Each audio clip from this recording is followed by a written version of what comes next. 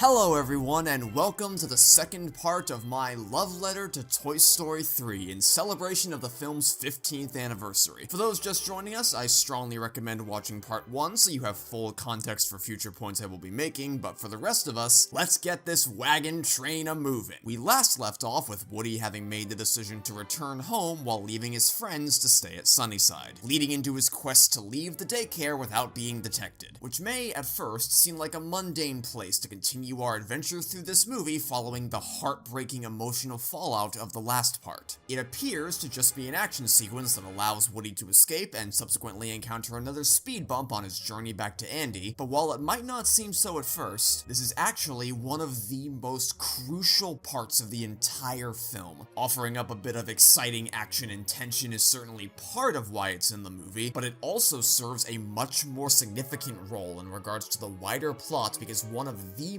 most common questions about Toy Story 3 I see get floated around is, if Woody is able to leave Sunnyside without much resistance from anyone or anything beyond the average everyday obstacles a toy encounters, then why don't the toys just escape during the day when Lotso's guards don't have the run of the place? And that is a very astute question to ask, but it's also one which this entire sequence exists to answer. Because yes, Woody escapes Sunnyside without ever crossing paths with anyone from Lotso's gang, never being the wiser that this daycare is secretly a hellscape prison for any toys trapped in the Caterpillar room. And that was the ultimate challenge of creating this scene, that Woody needed to escape in a logical and visually entertaining way, but they also couldn't utilize any prison-themed obstacles yet because they didn't want to pull back the curtain on Sunnyside's Heart of Darkness so early in the movie. And if it's easy for Woody, then yeah, toys could just leave during the day, but what you have to keep in mind is that it's a lot easier for a toy to navigate this facility undetected on their own than it is to transport an entire group of toys, especially one as massive as this and one with as much anatomical diversity. Can you imagine Rex, Ham, or the aliens performing all the tricks that Woody did to get out of here? Absolutely nothing about this escape would be in any way reproducible for every single toy. Woody would not have been able to escape Sunnyside at all if he had to tag along with a team during this sequence. And more importantly, you think that was easy?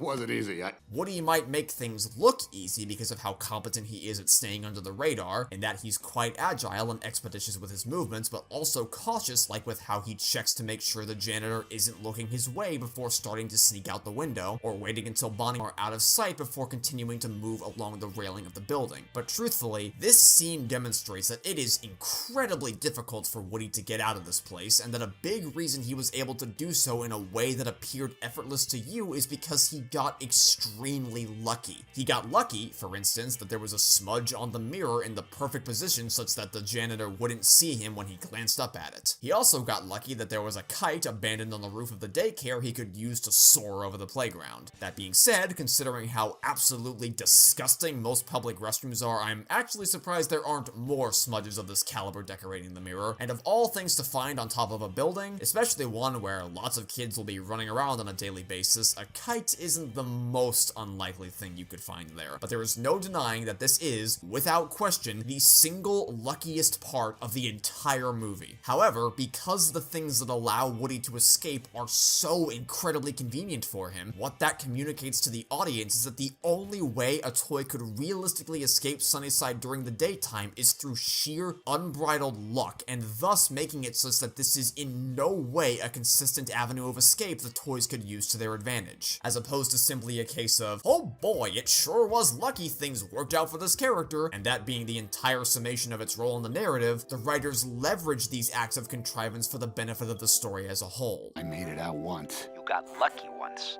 And while this escape scene is busy laying down the foundations for the major conflicts later in the film, and making sure Bonnie's still present in your mind, it also manages to be highly entertaining in the moment without you having to think about any of that. It's 2 minutes of Woody showing off his skills, chock full of bouncy and energetic animation, spectacular stunts. Also, since I see this get brought up a lot, and I mean a lot, no, it is not a problem that none of the humans see Woody flying over them with the kite. This makes complete and total total sense, and I will tell you why, because when I was that age, the only thing I cared about when I was on a playground was zipping down the slides, flying high on the swings, and generally just messing around with my friends. And I can tell you from testimony of people I know who were or are teachers, the only thing they're focused on in these situations is supervising the kids, and even if one of the kids did happen to catch a glimpse of him, like perhaps this girl while going upward on the swing, thus giving her a perfect vantage point to spot Woody, they wouldn't have any reason to suspect this is anything other than a kite flying or an all-in-one glider toy or something to that effect. It's kind of a similar situation to the climax of the first movie. Obviously, there's no way in the world the drivers didn't see Woody and Buzz blasting down the road strapped to a rocket. But let me ask you a question. If you were one of these people, and you happened to see this,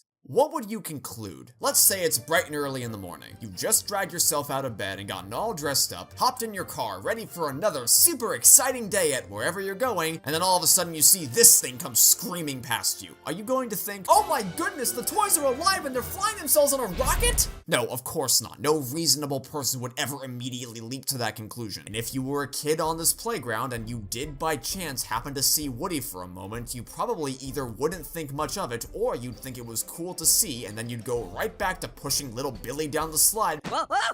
It is a bit lame that Woody's escape is foiled by a random gust of wind, but I suppose the wind does blow in mysterious ways sometimes. Plus, they do kinda counterbalance that contrivance by justifying how Woody survives such a crazy fall, as aside from being a ragdoll far more capable of taking some hits than a toy like Buzz Lightyear, who we've seen break from even lesser heights, you can also hear him hit the leaves to cushion his landing before he starts bonking around the branches.